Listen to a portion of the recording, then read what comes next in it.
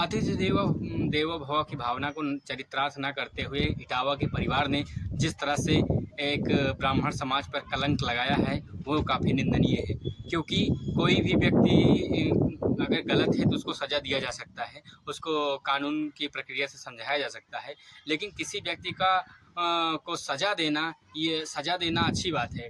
आप सज़ा दिए, ठीक किए, लेकिन आपने उसका अपमान किया, ये काफ़ी निंदनीय है। और निंदनीय होने के साथ साथ अगर आपका ही कोई इतना बड़ा अपमान कर जाए तो आप तो दुनिया में मुँह ही दिखाने लायक नहीं है। भले ही आप कितने बड़े अपराधी हों, दैट इट डजंट मैटर कि आप कितने बड़े अपराधी हैं, लेकिन आपका जो एक जीवन है वो समाज के लिए बहुत अमूल्य है, भले ही आप आपराधिक प्रवृत्ति के रहे हों। अब कथावाचक जो यादव जी थे, सुनने में आ रहा है कि उनके ऊपर बहुत सारे मुकदमे लगे हुए थे।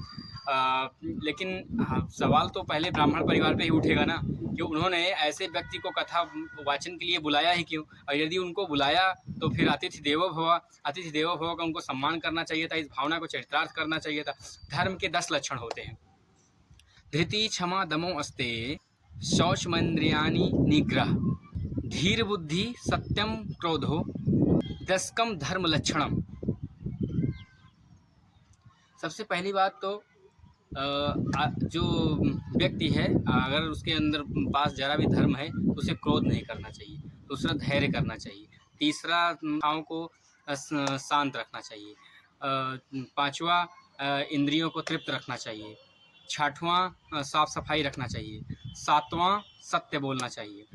आठवां आपको ज्ञान होना चाहिए। 10वां, आप चोरी नहीं करें। अब 10 लक्षण में से अगर एक भी लक्षण फॉलो किए होते ब्राह्मण देवता जी, तो आज जो है ब्राह्मण समाज कलंकित न होता। अब चलिए आगे आइए एक मुद्दे पर बात करते हैं।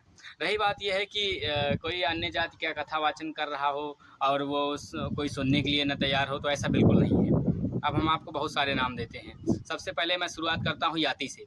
याति जो कि पौराणिक काल में एक ब्राह्मण को शिक्षा दिए थे, ठीक है।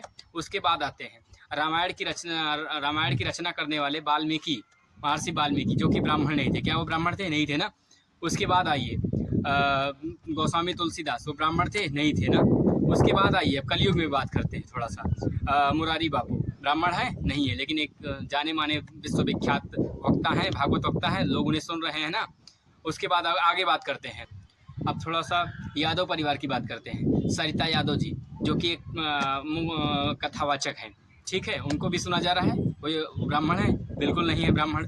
उसके बाद आगे आते नीलम यादव जी, गरिमा यादव जी, मनोरमा यादव जी, हेमराज सिंह यादव जी, ये एक भी ब्राह्मण नहीं है, लेकिन फिर भी इन्हें सुना जा रहा है। तो कहीं ना कहीं ये भी एक संदेश आप समझिए कि वहाँ मुद्दा जातिगत नहीं था, उसको जातिगत बनाया जा रहा है।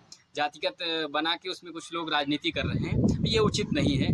मेरे हिसाब से ब्राह्मण परिवार ने जो किया वो कुकृत्य था, उसे नहीं करना चाहिए था, क्योंकि उन्होंने हमेशा के लिए ब्राह्मण पे समस्त ब्राह्मणों पर एक कलंक लगा दिया। क्योंकि तालाब में सारी मछली गंदी नहीं होती, एक मछली पूरे तालाब को गंदा कर देती है। सबको राधे राधे, सबको प्रणाम।